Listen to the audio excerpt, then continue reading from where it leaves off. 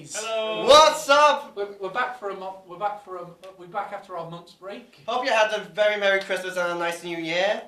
And what happened in that time? Well, we got kicked off with the winter season, which we're going to talk about later. I started doing live streams, so you can watch all my Resident Evil VR gameplay, which Elliot makes a bit of an appearance in the first one. Yeah, and I make 2 King's Gate references. Which was funny.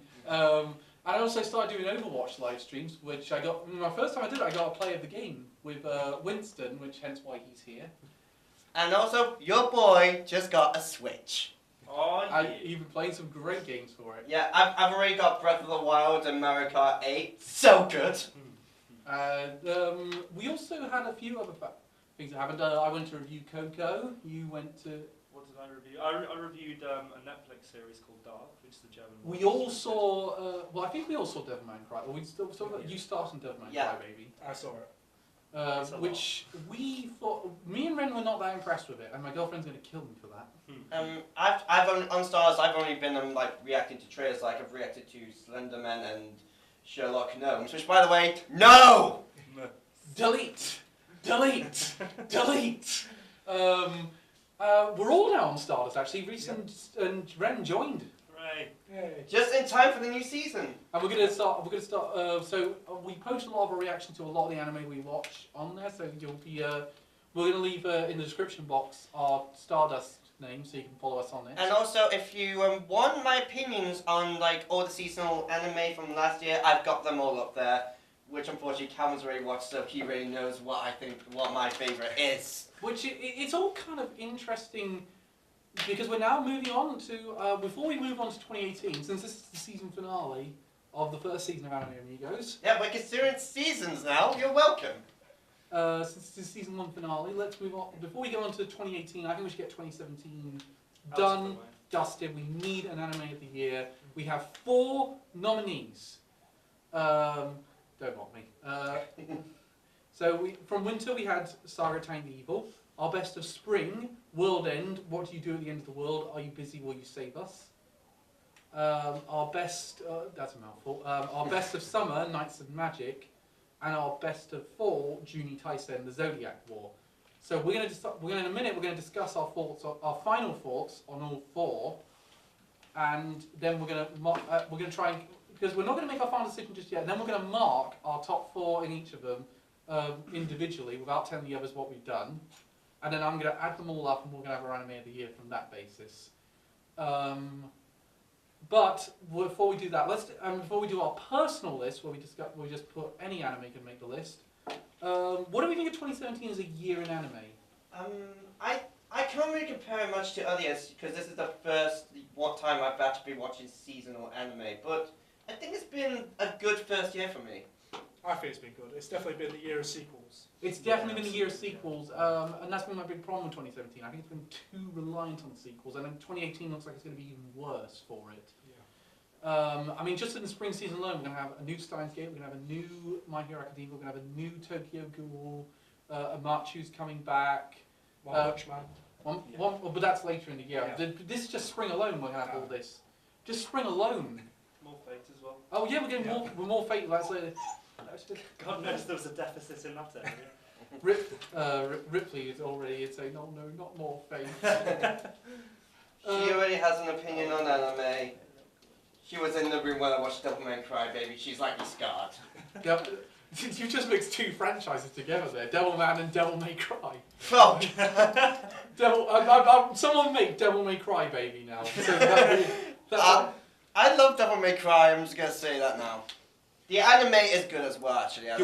You'll get along with my girlfriend then, she loves Devil May Cry. Woo! Hello, if you're watching. She almost certainly is. The weird thing is we're doing, that reminds me, put my phone on silent. The weird thing is the thing about 2017, I think there was no mega title. There was no mega title, there was no ReZero, there was no One Punch Man, there was no Attack on Titan, there was no There wasn't an anime It's like that. Like a standout thing. A standout one that everyone goes, this is a savior anime, this is the greatest thing ever. I think Made in Abyss came the closest. I feel like last year there weren't really any originals to get hyped for, really. Well, there were a lot of really good ones, but they kind of got lost in the sequels. Yeah. Which I think was a shame because there was, well, as we've proven, there was 4 great ones, and there was more great ones I could think of off the top of my head. I think it's probably been my fate.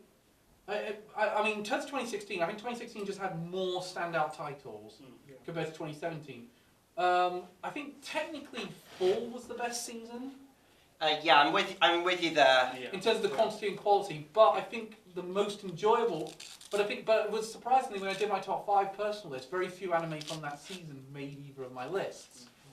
Which, despite the fact I think it was the best season, it didn't have some of my favourite anime. I still think most of my favourites came from spring. Yeah. Which I think is a sentiment. Also, I will be fair to being fair to Reese. I did watch a bit of ID0, Oh, yeah. which I kind of enjoyed it. I thought it was alright. I don't think the animation was that great, but that was my only real complaint with it. And for Ren's sake, I did watch Cat as a Right Answer. Yay! What did you think? I was really on board with it up until episode 10. Yeah, no, it became shit after that. Yeah. Yeah. I think you still said it was the best anime of spring. No, I wanted it to be the best anime, like forgetting the last two episodes. But again, that is a bit like saying... yeah, I know. That is a bit like saying, well, he only nuked that country in the last 2 months of his presidency. Well, I still haven't watched Kato, honestly. Yeah, watch till episode 10. I think it's all... If it had a better ending, I think it would have been a better anime. But moving on, maybe it made Ren's top 5. So let's start with our top 5 personal. So we're doing our top 5 standalone series, our top 5 sequels, and then we're going to do a top 5 list with both, where we could include both. So let's start, because we're doing a new format, because we're revamping our seasonal roundups starting in winter, we're going to do it as we would do normally. We're going to go through all of our lists, and then we're going to just, so in this case, we're just going to give off what our top 5s were, and then we'll discuss it afterwards. So Reese, what were your top 5 original? Okay, 5th place, Dragon Maid. Not surprising there. Yeah. 4th, Juuni Taisen. That's interesting. 3rd, Aka 13. 2, ID0. And number 1, Made in Abyss. I knew it was either going to be ID0 or Made in Abyss. So, Elliot, you're next. Number 5, Token Rambu. Number 4, Saga of Tanya the Evil. I wanted to try and include one from each season, honestly. Yeah, I tried that as well. Number 3, Juuni Taisen Zodiac War. Number 2, MMO Junkie. And number 1, WorldEnd. What would you do at the end of the world? Let's just say Suka for now. Yeah, I'll just say WorldEnd, honestly. Yeah, let's do WorldEnd. So WorldEnd was your number 1. Best original, I think. Your top Number 5. 5. Alison Zoroku was number 5. Dragon Maid. Sorry, Ripley's in a bit of a playful mood right now. Dragon Maid number 4. Number 3, Ancient Magus Bride. Number 2, I'm already forgetting the name. Elegant Yokai Apartment Life. And number 1 was Juuni Taisen. That's interesting. I thought Elegant Yokai was going to be your number 1. Yes, you've been raving on about it constantly. I know, but I don't think in terms of the animation quality and Yeah, no, its animation quality is sweet point. It's from 2007. I mean, let's be honest, but it was so good. I loved it. But My my top 5 were number 5. I had Ancient Magus Bride. Number 4 was Princess Principal. Number oh hang on. Hello Ripley. Number 3 was Anonymous Noise. Number 2, Little Witch Academia. And my number 1 was WorldEnd. Woo! So that's so from that one, 2 of us had Juuni Taisen in our top 10, and 2 of us had WorldEnd in our top 10. I have to predict it'll be a battle between the two, honestly. one of those weird, but that was an interesting top 5. The other one, I didn't expect you to have Ancient Magus Bride. I wasn't sure you were that into it. I kind of got into it more recently. I mean, pretty much after like seeing episode 12, I was like, shit, I'm actually really enjoying this. You know, I've been loving it since the start. I actually thought that Ancient Magus Bride would be higher in your Yeah, list. yeah. You were raving on about it. Yeah, I did, but I felt like I didn't feel like I could fully put it above Princess Principal, considering how good that show was until I'd seen all of it. That was my justification. I was thinking at one point I was going to put it above Princess Principal, but I thought, no, I really want a sequel to Princess Principal. I'm going to just support it as much as I can. I'm surprised Princess Principal didn't make your top 5. Yeah, it would have been number 6. It just missed out. Yeah, no, because you were really raving about it as well in the summer It season. was really good. I'm also very surprised. That means I'm retracting my best of summer. It's no longer Welcome to the Ballroom, which, despite the fact I still think it's an amazing show, I'm now going to say it was Princess Principal. Yeah. But okay, let's move on. Top 5 sequels. Okay, I've got 5th place, Attack on Titan. 4th, Fate Apocrypha. 3rd, Food Wars. 2nd, March Comes In Like a Lion. And number 1, My Hero Academia. No surprises there. Number 5 was Attack on Titan. Number 4 was Cardfight Vanguard GZ. No surprises there. Number 3 was Fate Apocrypha. Number 2, Shokugeki no Soma. Number 1, My Hero Academia. No surprises there. I'm trying to think of actual sequels I've watched this year. I think I've only really watched 4 of them consistently. Which were... Number 4, I'm going to put down as Boruto because it's horrendous. Number 3, Kino's Journey because I enjoyed that more than Boruto, which is easy. Number 2, Attack on Titan. Number 1, My Hero Academia. I'm going to be the first person who won't put My Hero Academia at number 1. You traitor! Get out! Get out now! My number 5 was Food Wars. Number 4, March Comes In Like a Lion. Number 3, The Eccentric Family. Number 2, My Hero Academia Season 2. And my number 1 sequel was Descending Stories, Shogen Roku Raku Shinju. Were you the only one who watched that one? I was the only person who watched that, yeah. Which is a real shame because I think it is. I'm not mincing my words when I say this. I'm not exaggerating. The best anime drama of the decade so far. Possibly the best of the decade so far. It's definitely the best in the last couple of years. Which season did that come out? Both the season 1 came out last winter 2016. Season 2 came out in winter 2017. That explains why I haven't seen it. In winter, no joke, I was only watching like 3 things. Saga Tiny Evil, continuing with Twin Star Exorcist, and something else I cannot remember. I've actually voted for it for Anime of the Year in Anime Trending because Suga Suga was not an option. But it's interesting that out of all of them, I did like My Hero Academia. Any other year, My Hero Academia would have been my number 1 sequel. But it was just Rakugo Shinju just made me fall in love with the show. So we're moving on. Okay, now it's all anime overall. Reese, starting again with you. 5th place, Fate Apocrypha. 4th, Food Wars Season 3. 3rd, Aka 13. 2nd, My Hero Academia. And 1st, Made in Abyss. Yeah, that's interesting. You didn't, ID Zero did not play a factor in that. Yeah. One. Just comparing it to the sequels, they just missed out. Yeah. Okay, Ellie, let's see how you did. Number 5. Okay. Number 5, Juuni Taisen. Number 4, Shokugeki no Soma. Number 2, Recovery of an MMO Junkie. Sorry, number 3, Recovery of an MMO Junkie. Number 2. Number 2, WorldEnd. Number 1, My Hero Academia. It was really close between the 2. No surprise. I don't fault you for that one at all. Ren, what about you? If you combined them all together. Trying to think. To remember the order of my originals in. Not 100% sure. Do you remember the order I put them in? I know number 3rd was so. Right. Magus Bride goes down to number 4. Basically, you push everything down 1. So, My Hero Academia Season 2 is in 3rd. 3rd. No, Yes. Attack on Titan would be 3rd. Then it would be Elegant Yokai Apartments. So okay, I'll change. Magus Bride would be 5. Yes. That would then mean Attack on Titan would be 4. Yes. 3 would be Elegant Yokai Apartments. 2 would be I'll swap Juuni Taisen and Boku no Hero because I think My Hero Academia Season 2. Yeah. For me personally, I'd say My Hero.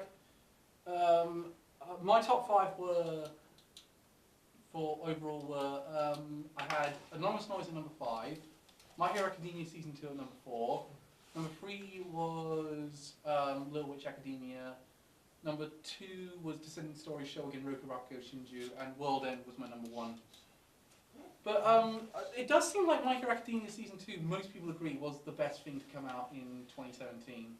I think for me it's mostly because I just fell in love with My Hero Academia, and Season 2 was what put it in my top 10 anime of all time. Yeah, no, Season 2, Season 2 took what was a great show and made it an amazing show. Yeah. And I can't wait for Season 3 in April. It's my most hyped thing. For this year, yeah. No, I think the only thing that I think is going to challenge it is One Punch Man Season 2. Which should still be hilarious. So, with all that all the way, I think we need to discuss our actual Anime of the Year nominees, because there was we've discussed a couple of them there, and you're probably going to get a bit of an idea, but let's discuss them. So, the winter season, it was a very interesting season overall. It didn't have a lot of great stuff, but I think we kind of elevated a lot of the stuff that we like. So, initially, when we go back over our picks, Elliot picked Saga Tanya the Evil, Ren picked Maid Dragon. I mean, they weren't there, but this is their retrospective pick. Yeah. Reese picked Aka 13, which I still think is a good choice. Yeah. And I initially picked Interview with Monster Girls, but since seeing it, I've now changed to Little Witch Academia. But Tiny the Evil was a big runner-up. It was my best, at the time, it was my best ED of the season. It was a really good one. Yeah, and it's still as fact it's my ED of the year. I liked it that much. My favourite, but it was also my biggest surprise because I was not expecting much out of it at the time, and I ended up really liking it. So you know, actually, it's funny you picked it for best ED. It's my OP of the year. I just think it's really good. King's Game is good. It's a close second, but Saga Tanya has a best OP for me. The weird thing is, my best OP of that season was Konosuba Season 2. And Reese's, yours was Aka, wasn't it? Yeah. No, you tried to get away with Gundam Mind Blooded Orphans, and I told you that doesn't count. Damn you! Any excuse for IVOing. Well, mind you, we've set up a system now, so you would have been able to, if we had the system we had before, you would have been able to talk about IVO. Yeah. But kind of like now, it kind of reminds me of like in summer when Ren tried putting My Hero Academia for best sequel. It did not work. So we're going to discuss our thoughts on it like we would have any of the movies review. So Reese, what did you think of Saga Tanya? What are your final thoughts on Saga Tanya the Evil now? I actually really enjoyed it overall. I give it a solid 8 out of 10 if I could. I thought it was really good. Yeah. I know. Just saying, great story overall, great characters, great music, great animation. Oh, by the way, we should warn you, because we're now almost a year past all these anime, we're no longer doing no spoilers. We are going spoiler heavy. So if you don't want spoilers, I'm afraid you're going to have to skip to our deliberations on anime of the year. Yeah, but put it this way, we're going to try and avoid being too spoiler heavy, but we may have to talk about spoilers. It's the best way to talk about. So, Elliot, what did you think? I'd probably just give it a little bit of less score than Reese. I'll give it a 7, but I do agree with him. It is really good. The premise is great. How I explain the world and the war is really good. And God, Tanya is just all brilliant. Ren, what were your thoughts? Because this was your first, you didn't watch this initially. You had to watch it for this. Yes, with the recap, I genuinely really enjoyed it. There weren't many parts of it that I thought kind of suffered as a result of but just on the whole, I thought it was incredible. Yeah, no, that's pretty much it. Just good all round. Okay, that's interesting. I really enjoyed this one, but I remember I had to rewatch all these in. To be fair, I watched all these in the language I did not when I was rewatching them for this vlog. I rewatched them in all the languages I didn't watch them in the first time. So in this case, I watched it in sub. The dub cast is probably out of all the anime we're talking about today. I think you've moved out of shot, Elliot. Oh jeez. Damn you, Cher. Why didn't you tell me, Ren? I'm sorry, I wasn't looking. You bastard. The interesting thing is, I think out of all the ones, the animes that have been dubbed, because all 4 of these were dubbed by Funimation, This one's probably the strongest. Would you recommend watching it in sub or dub? In this anime's case, dub. Actually, I think this one's a really good dub. I think especially Tanya is amazingly well cast. I think the problem is her support cast is not that great. That's what the only weakness I'd say with the dub. The support cast are not the best, are not incredibly well cast, but they still do their jobs brilliantly well. All things considered, I think that it's also one surprising one of the few Funimation does it doesn't have Chris Sabat in it. Seriously, it's like playing Spot the voice with that guy.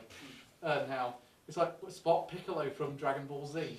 I really like Tanya the Evil in a lot of senses. I like the twist in the second episode. The second episode was the thing that really made. First episode I was kind of on board, but and then the second episode came around and we get this whole backstory about. I literally started watching it. I was like, hang on, am I definitely on the right anime? That's 5 minutes. What? Yeah, the thing, just to go off topic a little bit, I pretty much, this is the first Another World anime of this year, isn't it? That we saw, yeah. Because this year has been like Another World year.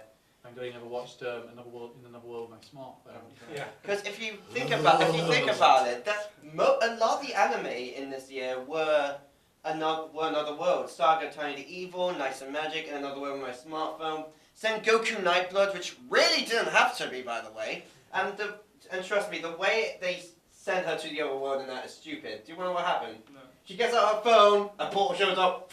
Oh my god. I dropped that show after like 10 episodes. I mean, ReZero. You dropped Sengoku Nightblood after 10 episodes. I dropped it after 2! 3. It was so bad. Yeah, would you say what the major plot point was? Who does the girl get captured by this week?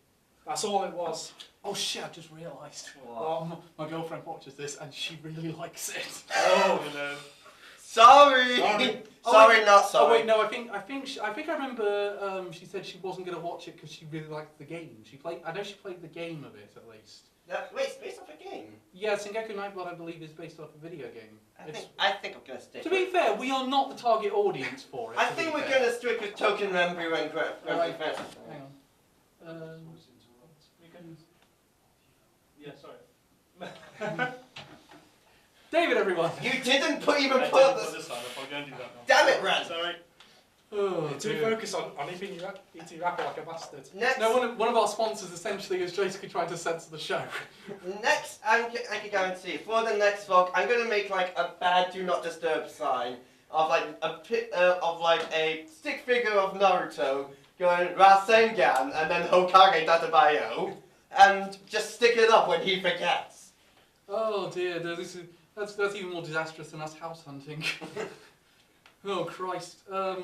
It's been one of the weirdest shows of the year, I think, but it's also one of the best in that sense. I think it kind of got overshadowed a bit by. I initially thought it got overshadowed by shows like Maid Dragon and Little Witch Academia, but I was surprised to find by the end of the year a lot of people were talking about it. It was nominated in several categories for Best Anime of the Year. And it's rightfully deserved. I think it is one of those shows that really stuck out for me, and I really kept remembering all year, and especially considering that winter was a very weak season in 2017. I mean, we said it was okay, but I think it was because we were judging it based on the shows we were really liking and really watching, whereas we weren't. Whereas I now look back and I think a lot of those shows are okay. By the end of the year, they turn out to be really crap. Weirdly enough, with Saga Tiny Evil, it was I rewatched Saga and WorldEnd. Weirdly enough, while I do still prefer WorldEnd, I had more fun rewatching Saga of Tiny the Evil. I must admit, I had a lot of fun rewatching it because it was the one thing that bothered me about Saga Tiny Evil the most was the ending. Really? Yes, the ending was the thing that bothered me because I felt like this is a cop-out. It's a to-be-continued ending that's just designed to, if we can't make a second season of this, we'll sell the light novels, which I'd say I got the first volume has just come out in the UK. I'll be getting that, I can guarantee. And it's also going to have a manga adaptation as well. But as I said, if you want the unabashed, unadulterated story, because I know manga adaptations of light novels tend to shift around, tend to occasionally change a couple of things. So if you want the full unabashed story, you've got to have the light novel. I know. You have to admit though, in the ending, the speech Tanya gives at the end is awesome. Just, you think she's actually giving in to God, just go, I'll rip your heart out! Yeah, it's basically, I love the fact this is basically a show that's a massive fuck you to God. Yeah. Big X. Yeah.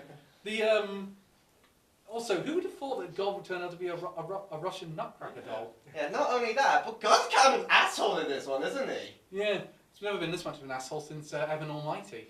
Yeah, and people just think, oh, God is righteous, God is nice. This show proves otherwise.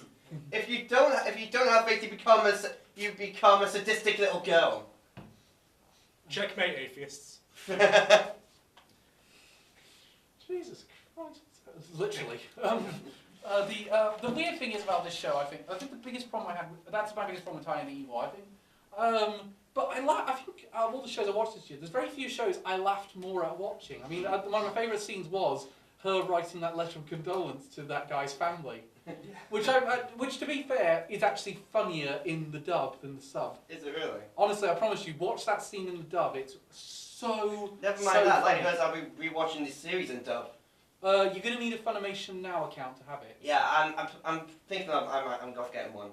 Yeah. It's the weird thing I will say is also the only other show I'd say this year was definitely you should watch in dub over sub is, and I know I'm going to get a lot of flack for this one, My Hero Academia. Honestly, I think it's one of the best cast dub shows of the year. Especially I think the best, especially I think a few of them are a bit half and half, but the ones that really sell for me are the casting of Deku and the casting of All Might. Again, Chris Sabat plays All Might, and it's actually one of his. Despite the fact you can hear a bit of Piccolo in his voice, he still really embodies that character. I feel like I would, but the thing is, I would rather be sort of more up to date in it than have to wait 2 episodes. Do you know what's ironic? I didn't have to the spring season. The spring season they actually were broadcasting the dub on the day of the subcast. Alright. Which my only problem with the dub is that for All Might, he's pretty much just Alex Louise from. He is Full Metal Alchemist. He does. That is just there. He's doing his Full Metal Alchemist voice. Yeah. It is a bit where you say it's very manly. Oh wait, no, that's Fairy Tail. I got mixed up with. He's playing that character as well. Yeah, no, it's the guy who plays Elfman in Fairy Tail as the voice of All Might in the dub. So that should give you an idea. Wait, who's he playing Full Metal then? He plays Alexander Armstrong. Yeah. It's To be fair, that does sound like that. Plus Ultra. Yeah, because I remember everyone saying the power of One for All has been passed down the Armstrong family for generations. And I was like, that fits way too well. But I'd actually want to get all the light novels, because it turns out all of our nominees are light novel adaptations. With only 2 of them completed. Juuni Taisen has completed its run on light novels, and WorldEnd has completed its light novel run. Although that being said, WorldEnd, we're going to get into a bit more about the light novel when we actually talk about WorldEnd. Weirdly enough, though, the only manga light novels that are actually out currently is the first Saga, Tanya Evil, and Juuni Taisen's out as well, but I couldn't get a copy of it in time. Yeah, I was planning on getting one. WorldEnd you can pre-order on Amazon at the minute, and Knights of Magic I can't find anywhere, which is a shame because I would have. It's not released until later this year, is it? That's WorldEnd. Knights of Magic we don't even have a release date yet. Oh, yeah. Well, I'd like to see Light and Magic. I'd like to see more of Knights. I'd like to read more of those adventures. From what I've heard though, we'll get into it with Light and Magic. From what I've heard, and I haven't actually got around to reading this yet, I'm going to get around to it soon, which is it's a pretty loyal adaptation of the light novel. But again, I think I'm going to say that about most of them, with one exception. And you might be surprised which one it is. But again, I think the problem with Tiny the Evil is that ending, and it just seems like honestly, with me, my biggest problem is some of the side characters. They have very little to no development. Yeah, that is a big problem as well. Like you know very little with them. The focus is mostly on Tanya, which is fine. She is an overall enjoyable character, but I would like to know more about all the other side characters. What about Reese? For you, any other problems you had with Tiny the Evil? Yeah, no, just apart from the side characters, that's pretty much it. Overall, it was okay. I think Tiny the Evil is a pretty good anime overall. It's very well done. It's very well made. I really enjoyed watching it again for this vlog. Yeah, definitely. So I think we need to move on then from that one. Let's move on to WorldEnd. This This is the most interesting one because Ren had to finish it off, and Reese had to watch it for the first time. Yeah. Reese's opinion I'm very interested in. Reese, what did you think of it? You're gonna hate me, but I thought it was just okay. No, fair enough. I did not get invested at all. It's surprising because I absolutely you can tell I absolutely love this one because it was my favourite anime of the year. Yeah. Elliot, we kind of know your opinion, but go ahead. It was. I thought it was bloody amazing.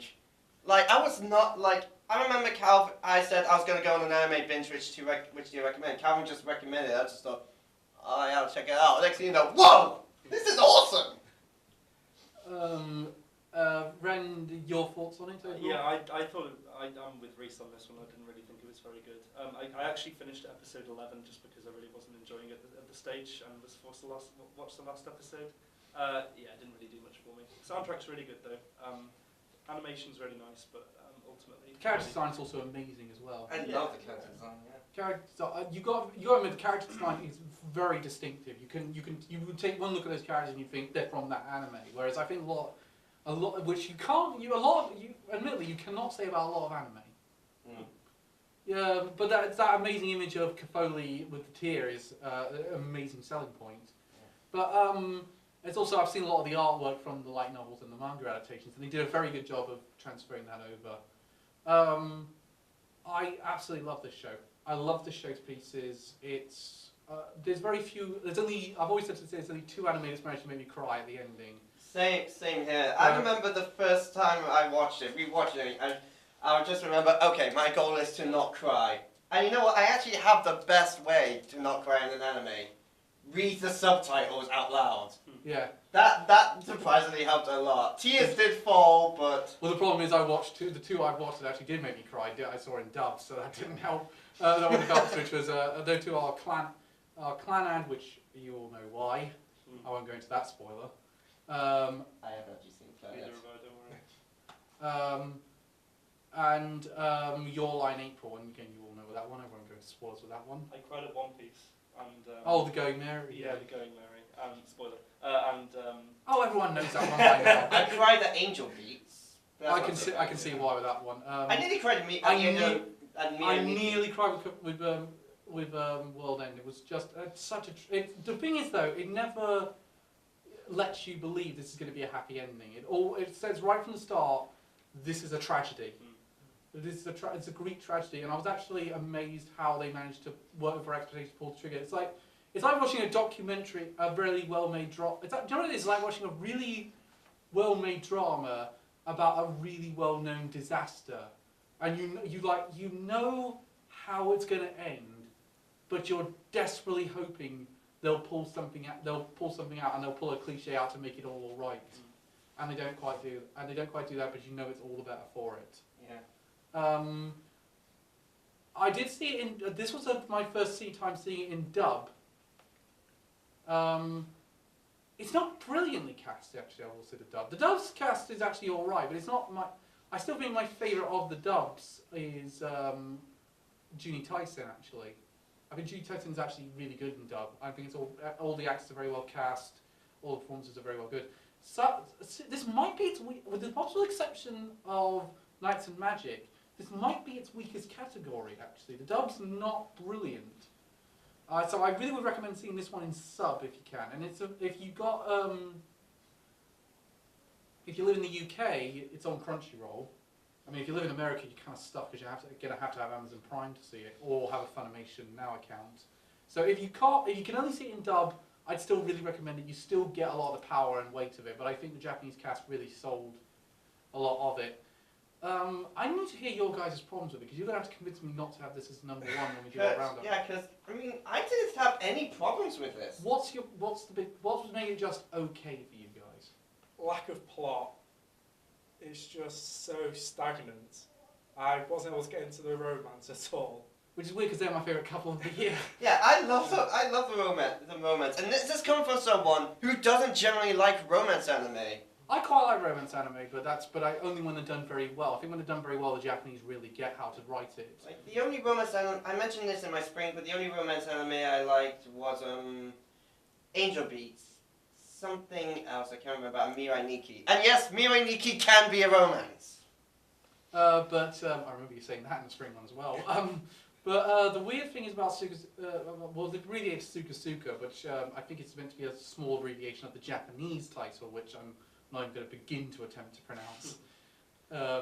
It's one of those. It's just I think I really got into everything about it. And the one thing we can all agree on though is that rendition of Scarborough Fair is phenomenal. Yeah. I thought that was the OP when I first watched it, and I I was was- very disappointed when it wasn't. I remember the first The time. OP was really good though. I really like the OP of that one. Yeah, no, it's the weird thing is I was though thinking when I first heard that Scarborough Fair, please for the love of God let that be the OP. Yeah.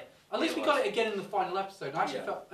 That was, yeah. I think thematically it fit both of the scenes. It was coming with Willem and Cafoli going around the town for the first time, and then the scene of Cafoli having her final fight.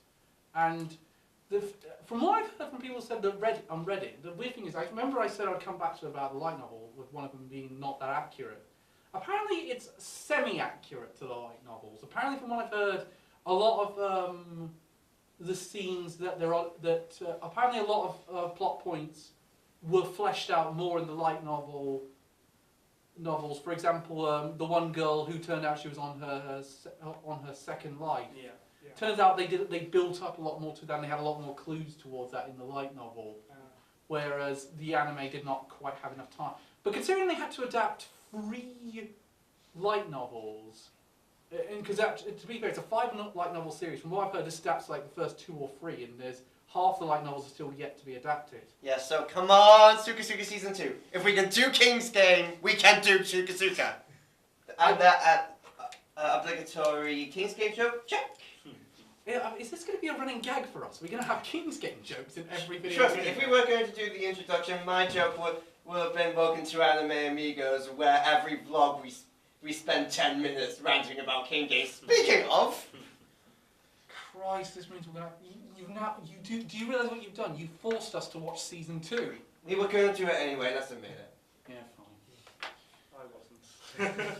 Yes, but then you remember the sponsors of this show sign your paycheck. True. But with Suka, I just fell in love with this show. I love the world building. I love the concept of it. I like the fact that it never really paints anyone as a villain. There's no real villain. The biggest threat, really, is Katoli being taken over by Elk. And it's kind of a weird thing because there's a couple of moments where there's a couple of moments where I just went, this is going to end so badly, but I really hope it doesn't. I really hope they just for once. I just hope they pull out they bring out their inner Richard Curtis and make it all perfect. Because that's my big problem with Richard Curtis is I think all of his endings are way too perfect, like films like Love But the Actually thing and is, Trash. as much as you do want the ending to be perfect, you're kind of glad it isn't. Yeah, in one sense. Although Like, they could have easily made a forced happy ending, but in the end, they didn't. maybe there is a happy ending because we don't know. We need to see we need to see the end of the show. But from what we got, I still thought, because I didn't know about that, I still thought the ending was pretty perfect. I found it quite hard to engage with a lot of the characters, which to me, like, I mean, I know they prophesized and showed us the whole ending from the beginning, but like, I really didn't feel that much of the romance, so that the kind of ending was lost on me a little bit. Like, it was cool seeing all the animation, her fighting all the demons, but yeah, I really didn't do much emotion. See, I'm seriously not getting it with you. I'm trying my best to get it, but I'm not getting it. But I must admit though, I did like a lot of the track. It also had some of the funniest fan service all year. Yeah. With the massages. Yeah. The funniest bit was when he was doing thingamajigs, and those just said, "I sense dirty thoughts." Okay. I think that's kind of our fault. Do we think it's great? Do you think it's okay? Yeah. So we're moving on to Knights and Magic. Knights and Magic. Now this was interesting. Well, I will say with Spring, that we know with Spring because Reese picked ID0 and you picked Caddo. Yes, I did. And you stand by that. With Summer was an interesting season because there wasn't a lot of great shows. Reese picked Made in Abyss, which is a very good anime. Now I've seen the ending. I will say I should have given it more of a break and a chance than we did. I picked Kasugeki Token Rambu. You picked Taken Rambu. You initially picked Gamers, but then you changed your mind to Elegant Yokai Apartments. I initially picked Welcome to the Ballroom, but I didn't think its second half. But I felt like by the time I saw its second half, I didn't think it quite lived up to Princess Principal. Despite the fact I still think it's an amazing and it would have still been a close second, I will stand by. I think Princess Principal is the best show of the summer, and because it's the one I most want to see the sequel to. I had the best plot twist. But let's move on. We did, but all of us kind of had Knights and Magic as a runner-up. We all kind of thought it was an amazing show. We kind of wanted to all agree on something after the spring season, so we kind of picked that one because we all really kind of liked it, and we all thought it had a really good ending. I didn't watch the ending by the stage that we decided on them, I don't think. Because I only got to episode 9 and then I watched the last 3 episodes for this one. Yeah, no, I watched the last 2 with you. Yeah, I wasn't, yeah. But we'll discuss it. Reese, you're the big Met guy, so your opinion probably matters the most here. Yeah, I really enjoyed it. My biggest problem was the pacing. Yes. Yeah. Oh my god, thank It you. felt like It was so slow at the beginning.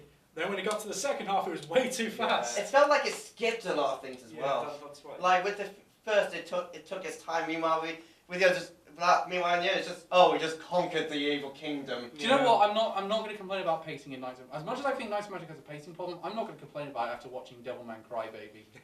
Christ! Yeah, good point. Christ! You want to talk about bad pacing? That show had way worse pacing than... but I will agree it's a legitimate concern. Yeah. I still think though there's a great... I'll get to my thoughts in a minute. Elliot, what are your final thoughts on Knights of Magic? I feel like out of all the seasonal anime, it is the most flawed, and the only one, rather than considering it great, I see it kind of just as good. But I do still, but when you compare it to what we did have in summer, I do, and just in general, I do still think it's an enjoyable anime with likable characters and a good premise, and the mechs looked really awesome as well. Ren? Yeah, I think the reason for the show's lack of, understanding of pacing kind of is meant to sort of complement the really good action scenes and fight scenes. And I talked to you about this yesterday because, like, the 3D animation for the mechs was absolutely incredible, and as was a lot of the combat and actual choreographed action scenes. I thought that was really good, but it doesn't really make up for the lack of sort of understanding of depth of character and pacing. So I really didn't enjoy it all that much. Found it quite hard. Yeah, which is weird because I really enjoyed this one. I really enjoyed it. I think it's to be fair, I've been kind of disillusioned by the mech genre in recent memory because I've always felt the show kind of blended into one, with Gundam being the one that's really stood out. The only one mech series I actually think is really good is Code Geass. But that means, yeah, Code Geass is pretty good. But with the Gundam series, I mean, recently I've had a real resurgence in my enjoyment of Gundam, especially after Bennett Station's Gundam Semba, which he highlights some really good. We finalised it with a really good Gundam film, which I hadn't actually seen, and I went out and watched it. Really enjoyed it. He knows what I'm on about. Yeah. But with Knights of Magic, I was really glad there was this new IP. I was really glad it really separated itself out. It has a very interesting concept, this idea of mechs in sword and sorcery time. I really like the whole concept of the show. I thought the character design's really good, and the world's pretty good. I think my big complaint about it is the middle portion of the show. It kind of drops it a bit off a bit. I think the beginning is the boring bit, and it gets better. I do. The best bit for me was like the last 4 episodes. Yeah, no, the last few episodes are the best part of it because it feels like the characters are really coming into its stride, the writing's really coming into its stride. I still kind of like that slow beginning. I think it has that. I think it does a good moment to build up the world, the characters, the concept. I do think they didn't really need that whole Konosuba bit of the guy being transported into, like, being reincarnated. Actually, it's kind of more Tanya the Evil than anything else. Yeah. I mean, it's kind of. I'm with you with that because there's literally no reason for it, and it's never brought up again apart from the dream where he's dreaming of his Gundam models, and you just think it's all just pretty pointless. Yeah. Anyway, and it's never explained why. Because anime. To be fair, they did the To same be- with Sengoku Night Blood. To be fair, we all think that's what's going to happen after we die. We all think we're going to get transported to an anime world. Bloody better have to. Fucking hell. Yeah. Now, please, I'm gonna be in hell having a barbecue with the devil. Does he know that I am actually the devil? You've really been playing way too many Cupheads. I've only played Cuphead with my mate for like a couple of hours. So I haven't really played it. I watched it because you did it on Facebook Yeah, Live. there were only you both. I remember actually. I talked to a group chat saying I'm going live, In the end, only you and my friend Kat watched it. The others just buggered off. And afterwards, my friend Sam had good stream it. I just went, fuck off! You weren't even watching it. Swear jar. Don't talk a bit about that. I've already enough funny going into there. I must admit, I've been feeling your pain because I've been doing that with I didn't get that many views for Resident Evil or Overwatch, but I had a lot of fun with it. Yeah, that's the main idea. But with Knights and Magic though, I think its biggest strength, it has some really good CGI. It's a very good blend of CGI and the drawn animation. Yeah, I do think it had some of the best CGI of the year. Yeah, no, I think it should get a nomination in that category for in the Crunchyroll Awards. By the way, we are recording this about a few days before the nominations get announced, and we can start voting. Isn't one of the categories best CGI? Yeah, It is. Okay. I know where I'm voting, but. with this one we have a very good I think it's a very good mech show overall, and it's good to have a new IP for mechs because I don't think because I think they're getting a bit too heavily reliant on Gundam, or I think people are too afraid to compete against Gundam.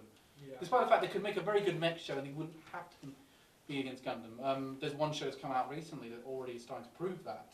Yeah. We'll probably discuss that later. What's the big strength then of Knights of Magic? Because we've kind of gone a bit. I think the biggest strength for me is the characters. The characters are overall very enjoyable and pretty likable. I don't think the antagonists have much development, but the heroes are definitely developed and they are very overall a lot of fun. I quite like the evil scientist, but I was really annoyed by the fact that the evil sword dude kept surviving like these deadly situations. It's like, for fuck's sake, like you've been beaten 3 times, like just die. You kind of think it's like that It's like the guy who kept trying to kill Tanya in Tanya. Yeah, exactly. Tanya, you're just like, you've been stabbed in the heart with A bayonet, with a bayonet and shot multiple times. You got a chainsaw in the spine. And in the end, We need to figure out how popular he's going to. He keeps staying popular. We've got to keep him in the light novels. What are your things the big strength of this show, Reese? Characters and also really love the fight scenes. Yeah. They're the fights- really well done. The fight scenes are really good. What some of I didn't really like is that NSD didn't really seem like he struggled that much. No. Every fight he seemed like you never saw any struggling or any like battle development from him. You literally just saw him dominate everything. The biggest fail in that series was in episode 12, and that was when it was a tie. Yeah. That should tell you everything. I mean, maybe NSD is a bit OP, but from what I've heard, apparently this one is a very faithful adaptation of the light novel. From what I've heard, he gets more of a challenge in later light novels. So we're going to have to hope we get a season 2 and more adaptations of it if we want to see that. I feel like though they sort of set it up that the anime set it up that is the ending, but I do hope we do get. Well, season 2. they did leave room open for there to be a second season. Yeah. And the light novels are still going on. So let's hope this isn't just a one-season job and they're expecting everyone to buy the light novels. I'm going to challenge the kind of. I know that you guys quite like all of the characters and you think the characterization is quite strong, but like the king's grandson in his golden mech, literally arriving and just doing blast howling and doing fuck all. Howling blast! Was the worst moment. Like Just like, oh, the thing he's is, in the mech that's again, literally, blast weirdly howling enough, for all. that's literally all he does. I know. I'm also not Yeah, well, that's all he needs to be. He needs to be the Deus Ex Machina of the show. I wasn't that huge a fan of the dub for this one. I think this is definitely one you should watch in the sub. Then we got Juuni Taisen. So the fourth season was kind of interesting because you two picked Juuni Taisen, you picked MMO Junkie, and I picked Ancient Magus Bride. And those three were the three standouts of the season. But Those were actually the 3 we all picked for Which is- anime of the season, So- top 3 except for you. You picked Inuyashiki instead of Juuni Taisen. yeah, no, I did. But I stand by that thought. Actually, I will Yeah. say I did agree it was probably one of the standouts. I am wanting to see it, but I would say that damn opening. Yeah. I will Yeah, say. so good. I will say though, with Juuni Taisen, we're actually kind of in the minority with it, as it turns out, because Are we? I was very surprised with it. I think a lot of people were reviewing it very well at the beginning of the season, but it seems now I'm not seeing as many favourable reviews. I remember Jack Johnson, who does Under the Scope reviews, an anime reviewer I respect, said he gave up on it and he just didn't really care much about it. I respect him very. But again, I really respect his opinion. He's recommended me some anime I never would have watched, and I've really enjoyed them, like Amatsu. I do understand why some people will probably give up on it, because it doesn't really get good till like halfway into the series. Yeah, and then if you don't really hook people in at the beginning, you might lose them quite quickly. Yeah, especially because it keeps shifting focus from character to character. But at the same time, that's one of the things I actually liked about it. So the bit with Dragon, where they tried talking about Dragon and Snake, spent 2 episodes on that. Yeah, was they didn't boring. need that. They only needed Yeah. that. We needed one episode for those 2 characters. I mean, I think my biggest, but that was the weird thing about Juuni Taisen. I think it's had very mixed reviews per se, but we've all had so Reese, what did you think of it? Yeah, absolutely loved it. Thought it was near perfect. We can tell that from how much you ranked it. So. Yeah. I thought it was really enjoyable. Again, the beginning, first few episodes weren't too great, but after that, it really picked up and got really, really good.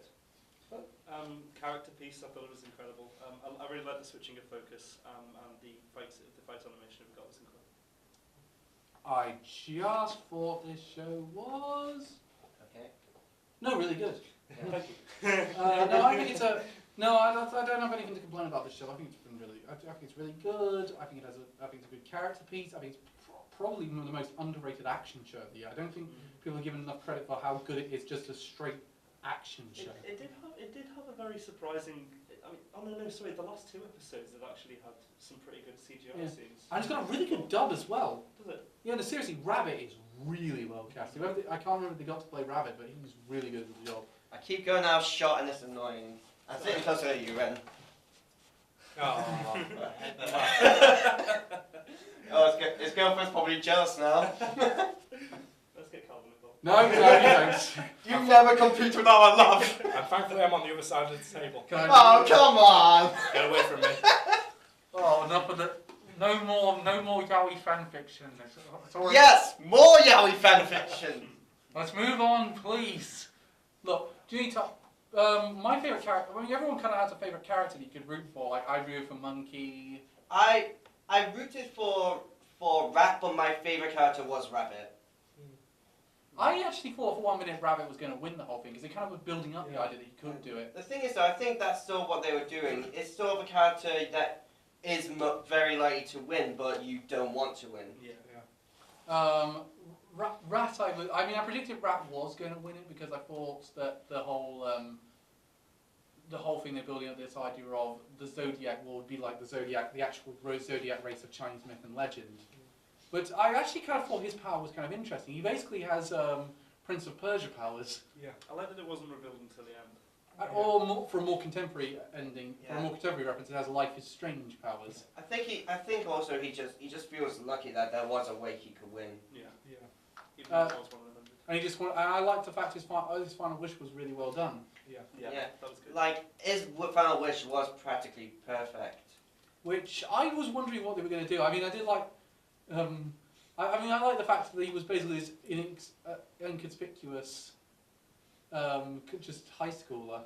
Yeah. Because apparently that's all the antagonists and all the people who are going to save the world are awkward 15-year-olds. Yeah, as it turns out. Yeah, as I said, a lot of anime is basically just high schoolers using the power of friendship to kill God.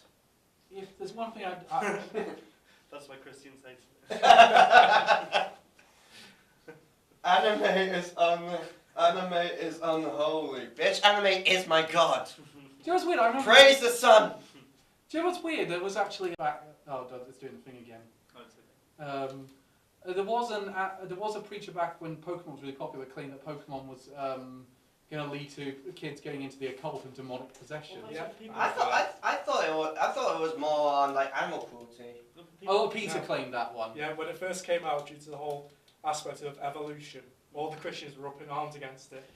People used to think the same thing about Dungeons and Dragons. That used to be like sacrilegious. Yes. Have you seen that Dark Dungeon movie? No. Or Mazes and Monsters. What? There was another one called Mazes and Monsters. Oh, Do God. you know what's weird? Tom Hanks is in it. Really? Yeah, no, it was one of his first acting roles. But yeah, Seriously, it's one of the funniest things you'll ever see. But yeah, there's basically a movie called Dark Dungeon, which is basically saying that Dungeons and Dragons will lead you to the occult and to the devil. And at the end, it literally, it literally just it's literally a guy comes in, just goes, "You don't need hexes. Jesus is all you Oh my need." God. No, there was a Watch John Tron's review on it. It's fucking hilarious. Yeah, that's where I saw it, John Tron. No, Yeah. Tom Hanks has a Tom Hanks one. It's Amazing the Monsters that Spoonie reviewed. It's just really good. And Tom Hanks believes that he actually is his character from Dungeons and Dragons and goes to New York. And actually goes to New York trying to look for the Twin Towers. If you capture but luckily, it was when they were still up. So and he thinks he's going to go fly. He says, "Look, no, wizards don't get the flying spells. Paladins do. I keep telling you, any Dungeons and Dragons player, no matter how crazy they are, would know that." And it turns out the ending is he just goes mad. He still thinks it's the character, despite the fact they get him treatment and medication. And it's so weird. It's so. And if people think this is gone, it's not. People still think Harry Potter is going to lead people to the occult. Yes. Oh, get lost. That is, Don't diss Harry Potter. If you diss Harry Potter, I will kill you. It's so weird. It's so weird how this works. But going back to Juuni Taisen, To be we've gone fair- very off topic. To be fair though, the SJWs, that's a thing that recently said like Friends is offensive because it's homophobic and xenophobic apparently. What? Yeah, no joke. Like my brother doesn't care about SJWs, but he was angry about that. The gene pool needs a bit of chlorine. The thing with the thing about Juuni Taisen for me though, the one thing I would say is there were a couple of episodes where I thought that was an okay episode. I didn't really get that much into that character. There was a couple of episodes like that, as you mentioned, Dragon and Snake really did not need 2 episodes. Yeah. They needed 1. I wasn't that much of a fan of the first character. Who was the first one? Ball. Ball was the first one. I wasn't much of a fan of her. To be backstory. fair though, I did like what they did with that first episode. We Focusing all thought entirely on her. We all thought Ball was going to be the main and protagonist. we just think, no, please don't. Please don't. Can we please have a different? I was actually saying, can we please have a different protagonist? And when Oh, we are getting a different protagonist. Yes, kill her! Kill her now!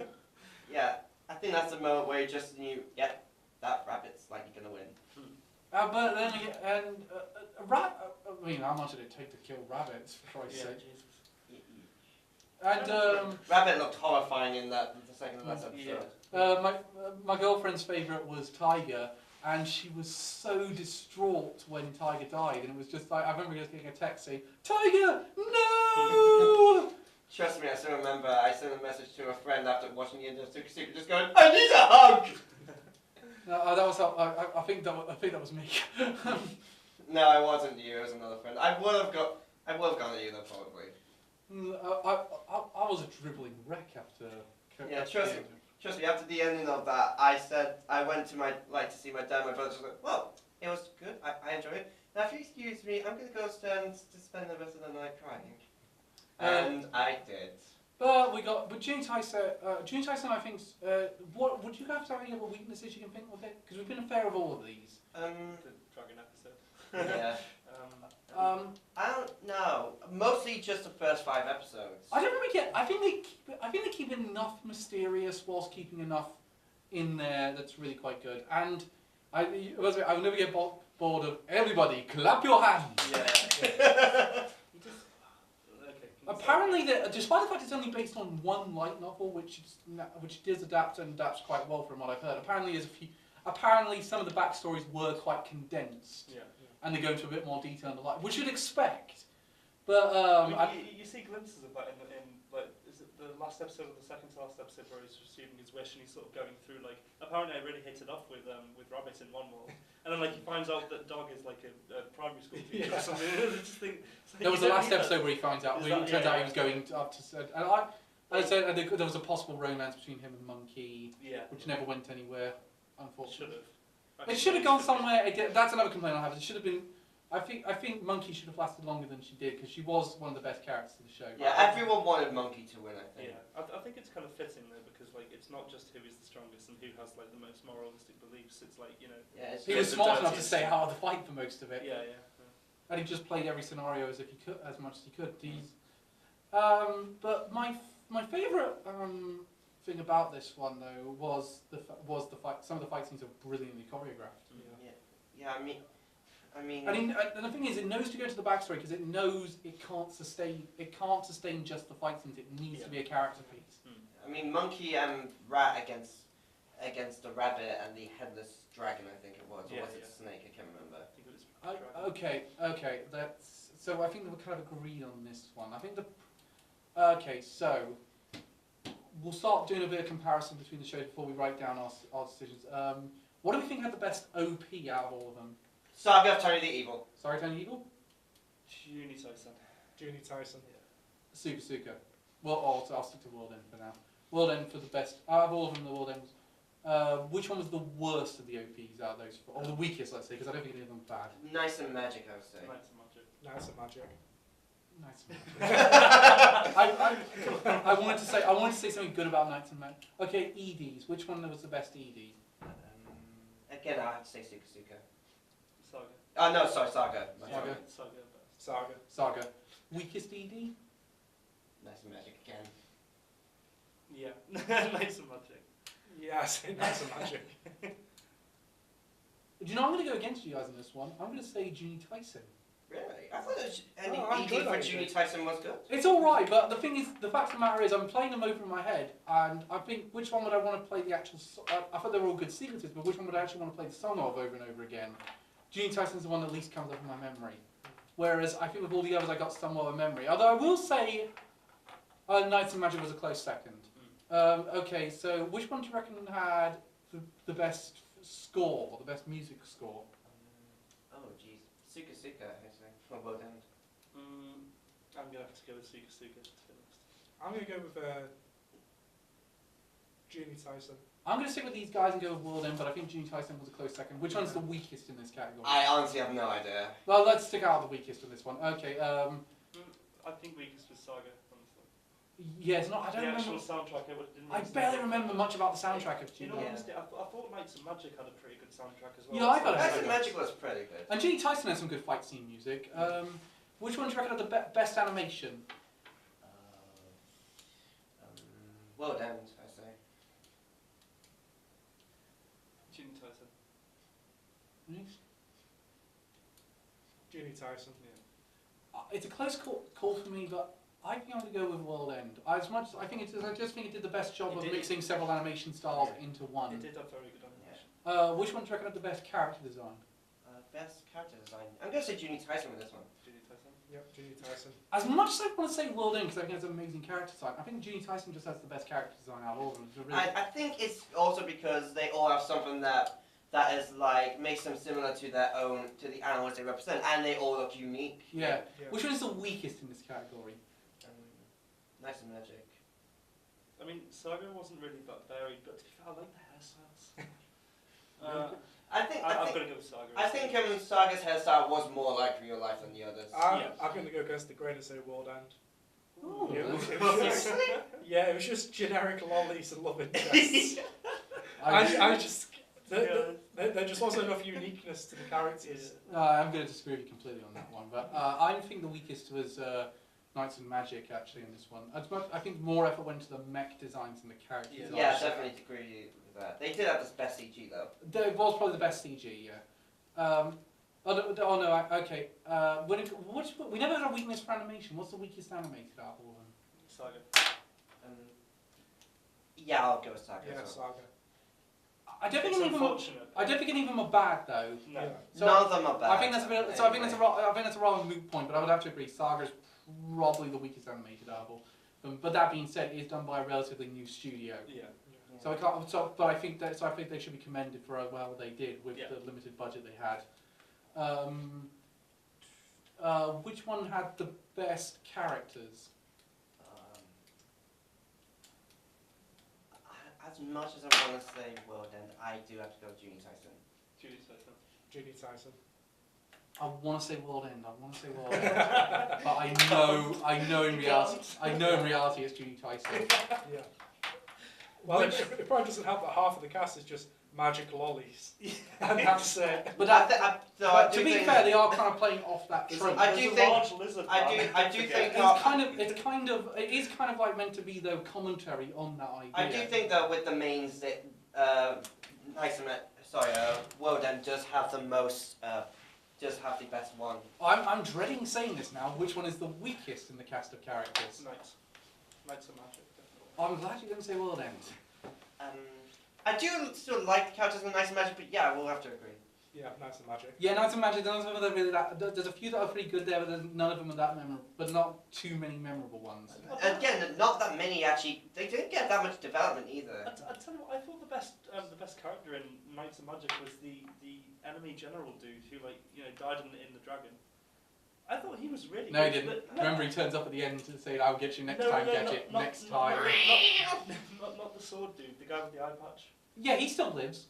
No, he died. No, he did. He lives. He's on the bus at the end. I will probably say Ernest. I will say my favorite is Ernesty, just because I like his passion for the mechs and like his overall excitement for it. I can always keep saying her. He looks a lot like a girl. Yeah, no, I did say to Ren, this is basically what we do in the summer season. We play it every season, boy or girl. Yay! Da-da-da-da. Okay, so best overall. Which one had the best story structure and overall story? I would have to go with WorldEnd. Ren? I mean, I'd actually have to go with Saga of Tanya the Evil for this one because we'll go into it now. I'll go Saga Tanya the Evil. I'm very surprised this will be the one time none of us picked Juuni Taisen because I'm picking WorldEnd. Yeah, I think with Juuni Taisen, not much actually Juuni happens in terms of Taisen story. Juuni Taisen doesn't have much of a story. It's Yeah. mostly just a fight. Yeah, and it's backstory, so I can't give it to It's mostly just Hunger Games, except with Good. the beginning bit. You don't like Hunger Games? No! No. I just think I'm sorry, Alan, but I have taste. with Hunger Games, I had to watch them. I had to review Mockingjay Part 2 for the website I work for, so I ended up having to watch all. I've only seen the first and the second one. I think Catching Fire is. I ended up having to rewatch all three of them in a row, leading up to it, and I must say I think they're just okay at best. Yeah, it's a poor man's battle royale. Yeah. Yeah, Battle Royale is better. Oh, I say that. I haven't actually seen Battle Royale. But that being said, at least with Juuni Taisen, they're a bit more honest about it in a sense. Yeah. But I will say with I would say which one is the weakest in the story structure That's magic.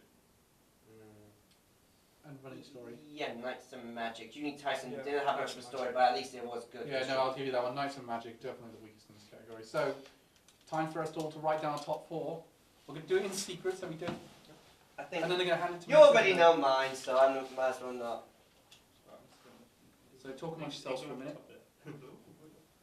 Watermelon. So wait, how are we doing this then? You do the top four, and then you hand it to me, and then I'm going to add them up at the end. So 4 points go to first place, 3 points go to second, 2 points to third, and 1 point to fourth. I'm going to. it's okay if I borrow this. Yeah, sure. This is riveting for the people watching this. Well, cheers to that, Calvin. Ali asked to borrow my pen. He said, yeah, go ahead. Oh. Fucking hell. Swear jar. Said fuck. Oh shit, I said fuck. Oh fuck, I said shit.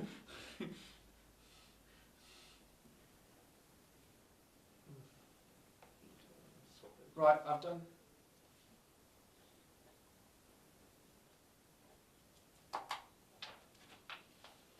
I've written mine down. Yeah, I've got mine. Fingers on lips. I don't know why I keep it secretive. You all know mine. Okay, we're going to start with. I'm actually just going to do it in the order we will join the vlog in that case. So Elliot, we're going to start with you first. Okay. Pass me your piece of paper. Okay. Final decision. Elliot put Knights and Magic in fourth, so that's 1 point for Knights and Magic. Saga Tanya, you've got 2 points. It's like Eurovision. Juuni Taisen got 3, and WorldEnd got 4. So that's the start. Ren, we're going with you next. Just forget about the bit on top, but that's my list there. This is interesting. Bastard. You gave 1 point to WorldEnd. Boo!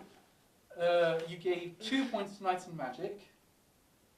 3 points to Saga Tanya the Evil. And you gave 4 points to Juuni Taisen. 2, 3, 4. So we're 2 in, and that's very interesting. We've got Reese next. Yep. Oh, fuck you guys. It's just the same as Ren. It's the same order. He gave 1 point to WorldEnd. Why do you hate us? He gave 1 point to WorldEnd, 2 points to Knights and Magic. That's just so funny, man. How They can give the same opinion. How can you like Knights and Magic more than WorldEnd? It's just a better show. The pacing is awful. It's still a better show regardless. Moving on! We are moving on! I hate you guys. Now the thing is, we could... now here's the thing, I gave 1 point to Knights and Magic. I gave 2 points to Saga Tiny Evil. Ah, so his opinion is actually the same as mine. 3 points to Juuni Taisen. And 4 points to WorldEnd. So let's count that up. It's not done yet, but this is with the judges' vote. I think he missed a point on Tyson. I think. Still the fucking lead. You don't Just making sure. There we go. Yeah, we go. So Knights and Magic is in last place at the minute. It's only got 6 points. Rip. Do you know what's weird? Saga and Tanya Evil and WorldEnd are tied for second. They both have 10 points. Juuni Taisen is clearly out of the league with 14. However, we're not done yet because I put up a straw poll. It didn't get that many votes.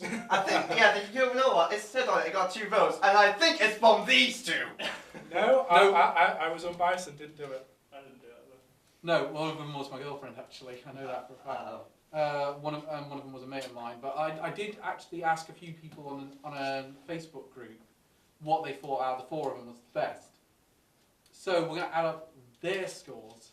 So who do you reckon they gave 1 point to? Knights and Magic? WorldEnd. I think realistically that's the Magic, unfortunately. They did give it to Knights and Magic. Yeah. Knights and Magic only got 1 point from the group. So which one do you reckon came second? Which one do you reckon came third? Saga, Tanya. I don't know. You think Saga, Tanya? I say WorldEnd. You can say WorldEnd until it shows up, aren't you? Do you know what's annoying? Do you know what's I annoying? actually think What? Saga. Do you know what's annoying? They agree with Reese. That's Yes. got 2 points. Oh! See, fucking- The people have taste. Only Here's the people thing. on Saga. Yeah, Oh, sorry. shit taste. Sorry about that. Well, don't worry. It's going to have to get those 2 points anyway. So we're Oh, just yeah, out. true. So which one do you reckon they gave the most to? Juuni Taisen. Juuni Taisen. Saga. I think they gave the most to Saga. Ren's right. Yeah. They, Really? Oh, Junie only got 3 points. Yeah. They liked Saga Tiny Evil the most. I think because it was so hit and miss with people, I don't think like. I mean, we loved that obviously, but So in third place, so in 4th place, Knights and Magic. It was a very good attempt at a mech series, but it didn't quite cut the mustard. In 3rd place, WorldEnd. What will you do at the end of the world? Are you busy with your Sega? Me and really liked it, but didn't quite shift these 2 in. I loved it. Like, no joke.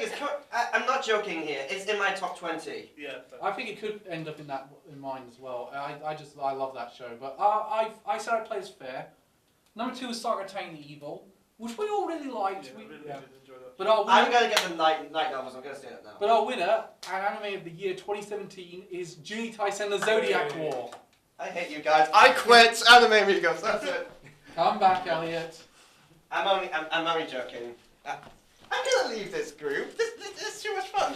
So now we're done with, I think it's well deserved. I think it's a very good anime. I think Yeah. I can't think of a better show. I can think of some show. If it was me personally, I wouldn't have been the anime of the year, but I'm not disappointed in one. Yeah. Because I think on a lot of technical levels, it's a very well made show. I think we can all agree that Anime of the Year really should have been Elegant Yokai Apartment Life. No. I think we should actually say there should be a tie with My Hero Academia season 2. Yeah. Definitely. So I think that's a tie between those 2. I think we should say those 2 were our anime of the year. I think next year maybe next year we'll consider saying that sequels could be anime of the seasons. Yeah. Yeah. But Considering how many there will be.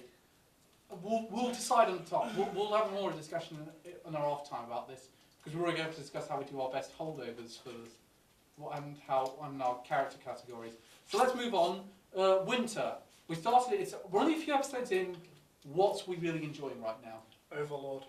You're really enjoying Overlord, Yeah. aren't you? I haven't started Overlord yet. I'm getting to it though. Yeah. I haven't started season 2 of Overlord, but I'm really wanting to get to it. I'm getting around to it soon. I'm enjoying Laid Back Camp, Place Further Than the Universe. I think we all are. I'm enjoying both of those a lot. Evergarden as well was really good. Fire Evergarden, I'm adoring that. Darling in the Frank. Yes, that's Yeah. I haven't amazing. seen that yet. Do you know what's- Weirdly enough, the art style is like FLCL and Kill a Kill. Cool. Oh, really? Okay, I love It's it. a bit like Kill a Kill. What- Oh, well, it's it's not- Trigger. It's Oh, done is by, it? it's done by Yeah. the same studio who did Kill la Kill. It's basically Eureka 7 with the Kill la Kill animation. It is Eureka 7 in every sense of the word. It's two couple coming together. One's not the girl's not human, and they pilot a mech together. You're gonna keep referencing Eureka 7 until we watch it, aren't you? Yes, I am. But in this case, but to be fair, in this case, I'm kind of justified. Reese has watched it, so he'll Yeah. back me up on this one. Yeah. It's very, very similar. Although I think it's only going to be. I think at Valentine's, I'm going to eventually say. Judging by the way, also it's going on in the spring season as well. It's 24. I thought it was only 12 episodes. It's 24.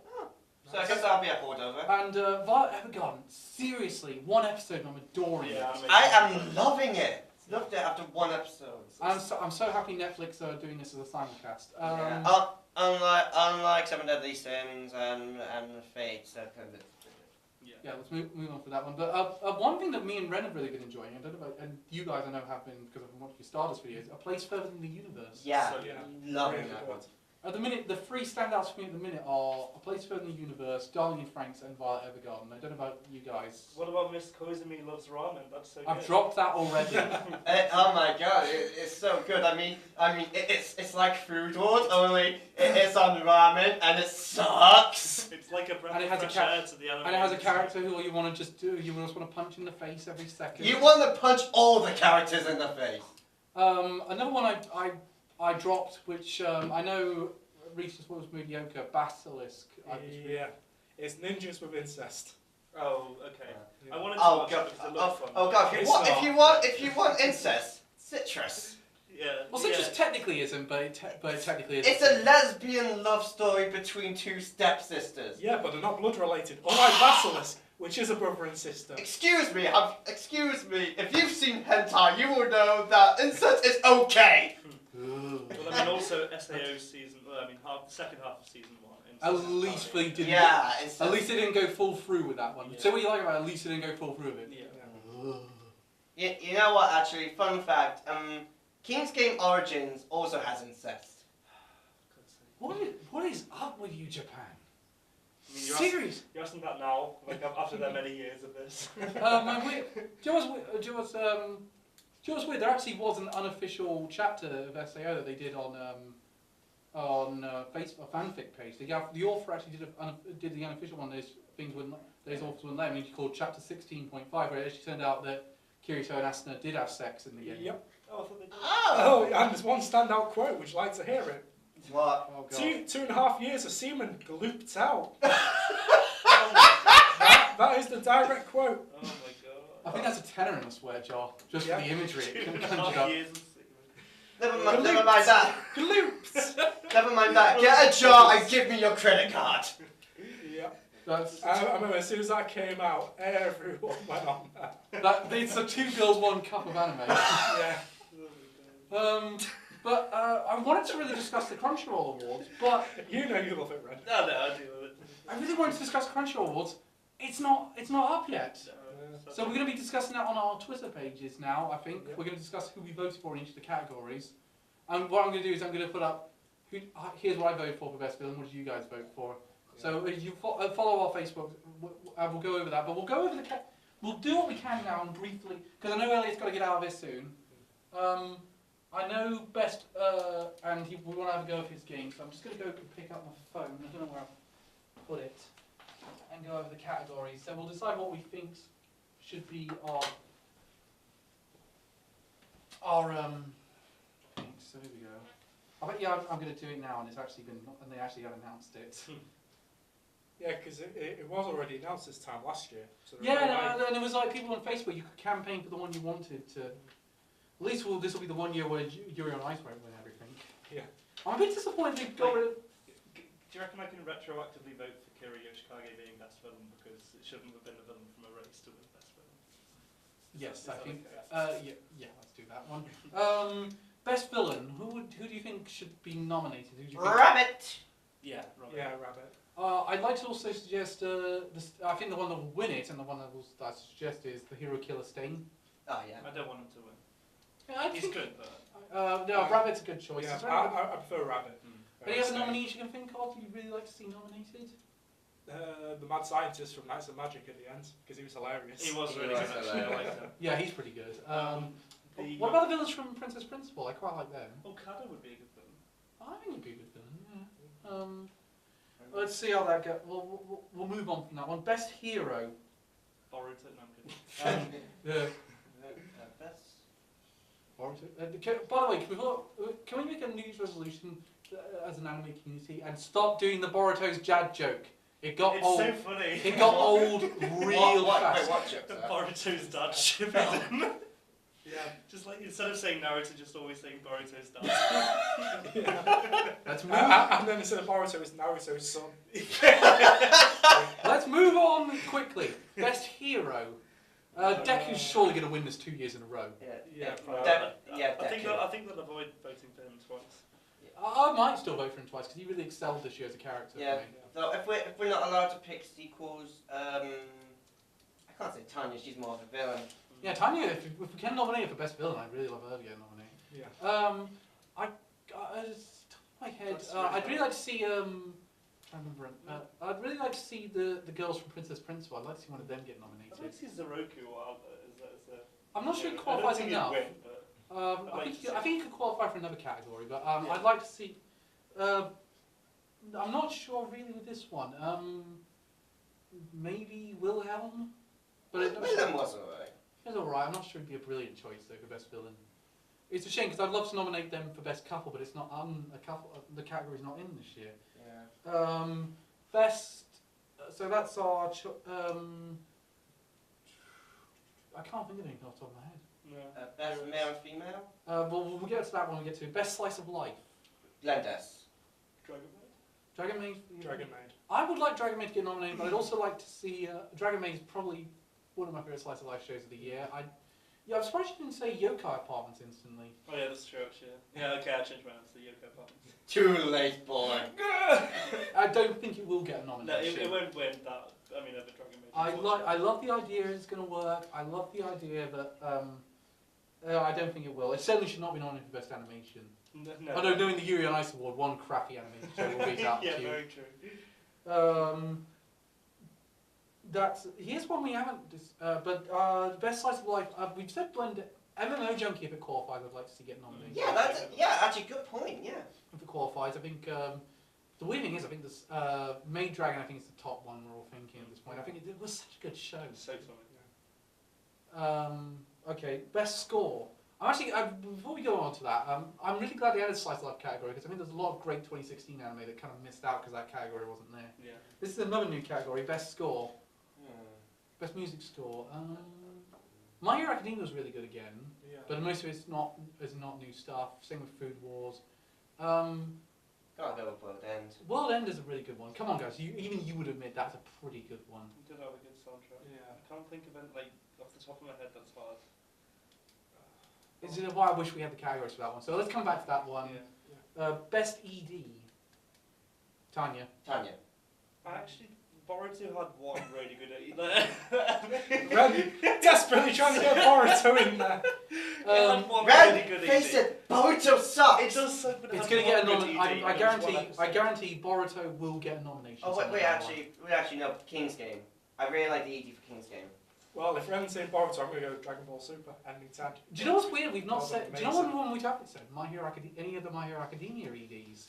Yeah. And we all really liked those when they came out. Yeah. Best OPs.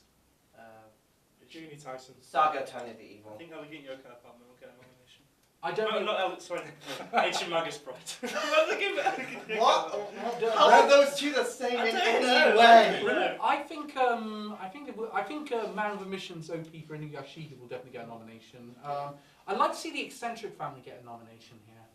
I think the newest Dragon Ball Super OP is pretty awesome. That's I think Super will get us nomination somewhere. Here's one we're not sure we're going to be able to do. Best manga. I think I've not read any of the ones that are currently out. Yeah, I have been reading Attack on Titan. I hope he gets a nomination because Attack on Titan's really won me back in 2017. JoJo's Bizarre Adventure. Oh wait, actually, Tokyo Ghoul Re's manga came out this year. That was pretty good. Yeah, I like that. I'm gonna go Tokyo Ghoul Re. Best film. Now, me and the Pokemon's probably going to get a nomination here. I reckon Sword Art Online will get a nomination. Sadly. Yeah, Silent Voice might get a nomination. I haven't seen Seven Voice, but I want to. What other Lou Over the Wall we saw. Yeah, that was really good. No, but that's Chinese. Oh, no, sorry, that is on it. I haven't seen it, but Red Turtle. I'm not sure it's going to qualify, but if it does, it's alright. For me, though, I'm gonna have to go. Big Fish and Begonia might qualify if they're going to allow Chinese anime, and that would be really good. Mostly because it's the only one I've seen. I'm gonna go with Pokemon. What were the other two that we saw? We saw Napping Princess. Yeah, which wasn't great. That great. What was the other one? The war one, Second World War. Oh, in this corner of the world. In this corner of the That's a really that good. was- Actually, I think that would be a good nomination. that'd be a good nomination. Best girl. Best female, Morioka. Nasty. Morioka Moiko. Yeah, I to like- be fair. She is just adorable. Or Monkey. I cannot believe that Toru is not going to get a nomination in this category. Oh yeah, probably. I would be very surprised if she doesn't. Yeah. I will actually say Dragon Maid is one of the best dubs of the year. So we're doing a dub of the year award. Maid Dragon probably would be one of my nominations. It's such a good dub. Oh yeah, actually, another one for female, Tanya. I have to say Princess Principal as well. Half of those girls could easily be nominated for that one. There was such a good cast. I will stop banging on about Princess Principal soon. I'd also like to suggest Kafoli as well. Yeah, Katoli. She was good. I like She's her. a good character. I liked her in that one. Anyone else we're missing you can think of? Oh, the main girl from Blend S? Yeah, I think she'd be a good choice. Micah, yeah. Uruchaka, maybe? I think she got some good development this year in My Hero Academia. She was probably one of the best female characters in the show. The frog girl. Sue. Froki. Sue.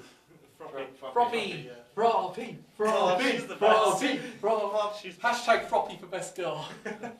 Hashtag spin-off about Froppy. Yeah, she does people. As much as well, she kind of got an anime-only episode that was a spin-off for her. So I think they are testing the waters for it. No pun intended. Best boy. I think Deku will get a nomination again. Deku. Eren Yeager will probably get a nomination. Yes. Rat should get a nomination. And Soma? Soma, I think, should get a nomination. He's been particularly good this year. Okay, this is going to sound really weird, but Master Roshi from Dragon Ball. Why? Because of episode 104, it was amazing. Which one was that? Where he basically kills himself to secure the win against the bird guy. Oh, okay. Let's yes, just admit, most people are probably going to pick Goku. Probably. If he's nominated, Goku would probably do well. Boruto! Boruto's So dad! good. I love Boruto. Boruto's dad! I also would like to see Wilhelm nominated. Yeah. But also the leader from Arcane Instructor, Bastard Magical Instructor, I think he'd be a good choice. I'd also like to suggest, I think there's a possibility that I think what? Leonardo from Blood Blockade Battlefront Beyond might get a nomination. One of the guys from Token Rambo. I feel I can't remember who he's called, but he's the younger one. Yeah. I know which The one. guy with shorts. Yeah. The guy wearing the shorts. Well, let's try the next category, shall we? Best drama. WorldEnd. It's a good drama, I would agree. If Descending Story Shogun Rokuraku Shinju can be nominated, I would definitely want that nominated. Is there any others that we're missing? What was it? Best Drama. Best drama. Made in Abyss surely should get a nomination in this one.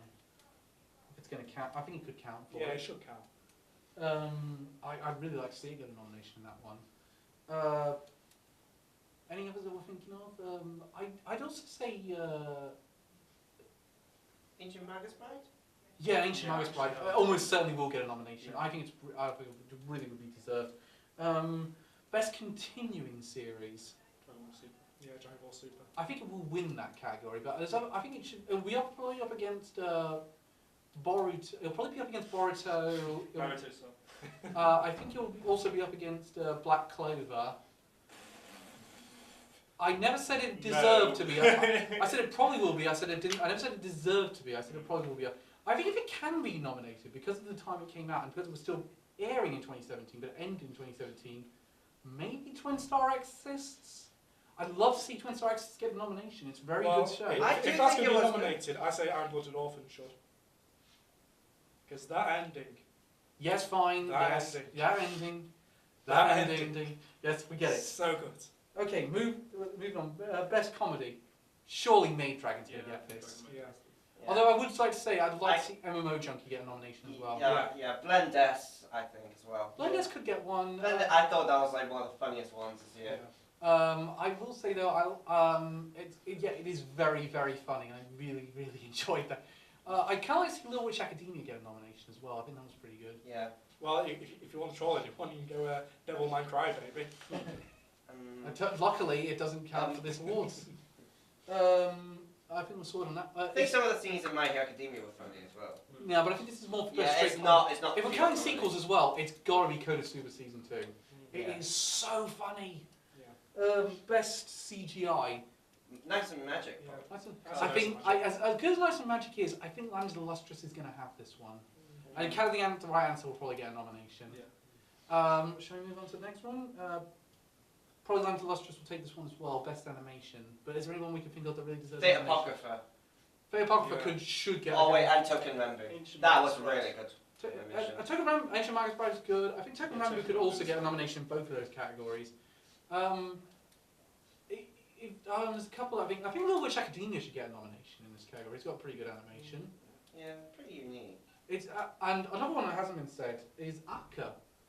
Yeah, I forgot about Akka. Akka's really unique art Yeah. style that really works, especially that OP, which I think should also be up for best OP probably. Yeah, definitely. Best action. Well, Attack on Titan's almost certainly going to get a nomination. I think Boku no Hero wins this just for the Todoroki fight. Yeah. I think it should win it, but I think do you know what it is? I think Juuni Taisen should get. Juuni Taisen, yeah. Should get a nomination. I think. Saga Tanya as well. I think. Do you know what's weird? I think Saga Tanya is more likely. It had like such a unique like action style. I think all the fights were very different from what you'd normally expect in anime. I think. Not much like it. Now we already know, but with that thing, I think Attack on Titan's got the win on this one. It Yeah. depends. It also will depend if Dragon Ball Super can get nominated. It's all going to depend. I think we really can't speculate too much on that one. It's like the next one is Anime of the Year, which I think also we really can't speculate on. No, But that's hard. Yeah. I think we're going to have to wait and see what gets nominated before we start Yeah. talking on that one. So I think one that would definitely be a nominee is Ancient Magus Bride. I think Ancient Magus Bride will almost certainly get the nomination. People have been hyped up for it and have been really praising it. I think Main Abyss will almost certainly get the nomination. It should. I would be keen to vote for it in some senses. I also think Best Animation, it should get a nomination for Best Animation. Seeing how many people like it, Saga Tanya maybe? Might get a nomination. I know it got the IGN nomination. I think if they're going to allow sequels, Attack on Titan and My Hero Academia are the guarantees. Yeah. If they're not allowing whether or not they're allowing continuous, I don't think they'll put Dragon Ball Super even if they are allowing continuous series. I think that's the reason why they've added Best Continuous Series. I think, annoyingly, if Crunchyroll's been influencing the judges in any way, which I don't think they have, and I'm not going to accuse them, but if Crunchyroll wants to play a part in their sponsorship, they might put Black Clover in that nomination, which would be very disappointing. It would be very disappointing, but Yeah, it would be very disappointing. Based on what happened with Yuri on Ice winning somehow. I don't. But remember, this is public vote, so it doesn't. Even if it gets a nomination, it won't win anything. I'd like to see. I think. Well, I know it's going to be a question on our anime fights that we're doing next month, but is there any anime that we think won't get nominated that should? For best of. For any category that we can think of, won't get any nominations whatsoever. I'm not sure really. I don't think WorldEnd's going to get a single nomination, to be honest. Good. Grand Blue Fantasy maybe? Grand Blue Fantasy, a very underrated show. I think it might not get a single. Yeah, one. I think it should get at least one though or something. Maybe best animation. I think the animation is very good on Grand Yeah. Blue. I'm not expecting Elegant Yoko Apartment to get anything. It might get a best slice of life, Maybe. but that's a Maybe. push. I would like Clockwork Planet to like get something in OP or ED. I think that would have a really good. Do you know what I've realised about OPs and all the other thing? We haven't said recreators as well, which I think will get nominations. But Chrono Trigger Chrono Trigger might. had Yeah. a good OP. don't think you mean Chrono Trigger. That's a video game. Yeah, I was just Oh gonna say, damn! Chronos Ruler, sorry. Chrono Trigger, yeah, no, that'd be that. I also think annoyingly, Arcane of Bastard Magic Consultant won't get a single nomination, which is a shame because that was also another highlight of my year. yeah. I'm also a bit annoyed that I don't think Princess Principal will get a single nomination, No, I don't think it will either. which is a shame because it is one of the best things I saw this year. And Hellgirl, Fourth Twilight. no chance it's going to get a single nomination. Yeah, I thought that. I'm very, very doubtful Hellgirl. I'm also going to go on a limb. I don't think Knights and Magic will receive a nomination, even though I think it should get a couple of these. Fate Apocrypha, maybe. No, I think Fate Apocrypha will win. Will get a couple of them. I might even win a couple. I think Fate Apocrypha will get the nomination. I'm very doubtful that will not. I think you'll be very justified to pick that one if you don't. But here's the. Oh, a Centaur's Life win. Thank God. King's, not. thank God King's Game probably won't. Yeah. That's yeah, I have to agree with you. I don't think King's Game. As much as Crunchyroll were really promoting it, they really pulled back. Wait, they were really promoting King's At the, Game? at the beginning of the season, they were. That's one of the reasons why me and Ren really decided to take it on. But we decided, but they after about episode 3, they really stopped promoting it What about Evil or Die? How did that do? really badly. Yeah. It's not done well with critics. It's not done well with audiences. It's another example. It's the Chinese are trying to get in the anime game again, and they're not quite doing so well. Although Big Fish and Begonia was pretty good. Yeah, that was good. But that being said, it's based on actual Chinese concentration camp stories. Yes, turns out. Yeah, no, seriously. Shokugeki no Soma might get one or two. I don't. You might get a snub though. Yeah. I'd be very disappointed if they're allowing sequels if it gets a snub. But it's going to be really interesting to see what the awards look like on Monday. Yeah. Actually, here's a quick question. Out of all the shows the originals that came out this year, what would you most want to have a sequel for? I think two that really stand out for me are WorldEnd and Enormous Noise. Tanya. The two that for me are WorldEnd and Saga of Tanya. Yeah, I would like to see the Empire fight off against the world. I think we should say that they have not confirmed their sequels, because if I was saying Made in Abyss, definitely I want to see more. Yeah, I'm not saying which I confirmed, just saying which would you like to see most. I'd like to see another Knights and Magic series. Made in Abyss has been confirmed it's getting some sort of sequel in 2019, which I would have. Oh wait, actually, yes, Saga Tanya the Evil says it's getting like a live action, getting like a movie sequel. Don't know if it's like an anime or live action. I think it's one. Okay. But I like the idea that it's going to continue. Yeah, I'm happy with that. I'm definitely up for that. Juuni Taisen has confirmed the sequel, Yeah. which could be very unpredictable considering it's got no light novel to be based on. Didn't you say they're making like a sequel light novel as well? From what I've heard, there's some talk about it, but from what I've also heard, they're going to go straight for an anime only season. I think they could just turn it into a whole new Fate series if they would just. It does have very similar qualities to Fate, so I imagine it would work. So Everybody, clap your hands. Turn it off. Oh look, sorry. stop it immediately. Well, not Do the this cha-cha time. slide. So so that's kind of our thoughts on that one. I would like to see the second half of WorldEnd, Tom. Same, definitely. I would. You guys would want to see how it ended. And also, it feels like it left a lot to the imagination with that ending. I would like to see how it continued. Yeah, the Sage guy didn't really do much, did he? No, he was just there for an episode. He was in the OP. Yeah. He was. Actually, he was there for about 2 or 3, I think. Okay. He just did only one episode where he's prominent. Yeah. I don't mean to be that guy, but you are talking about my favourite anime this year. But Again, though, I did have a prediction that it will be Juuni Taisen that will actually win. yeah, I had that prediction, but I thought that we would have WorldEnd as second place. Same. I wasn't entirely convinced Reese was going to like it, but I thought he'd like it more than he did. No, it I was think just he'd at average. least like it more than Nice and Magic. I was, yeah, no, you're trying to you're trying to make him say he liked that more than a mech series, for Christ's sake. That's not going to happen. Yeah, it's a mixture. It gets automatic bonus points. It's very interesting that me and Nelly had the same score and these two did. Yeah. The weird thing is, I think with the winter season, the way we're talking, I think we're going to be more agreeable on it. Yeah. Yeah, like in 4 actually, we all were very agreeable. Yeah. So, But I think we've already I think this vlog's gone on longer than normal. I think it's time to end it here. Yeah, this is likely our We have our anime of the year. I'm very happy with it. Let's go out on a high. Juuni Taisen is anime of the year. We'll see if that's season 1 done. We'll see if it's season 2 next time.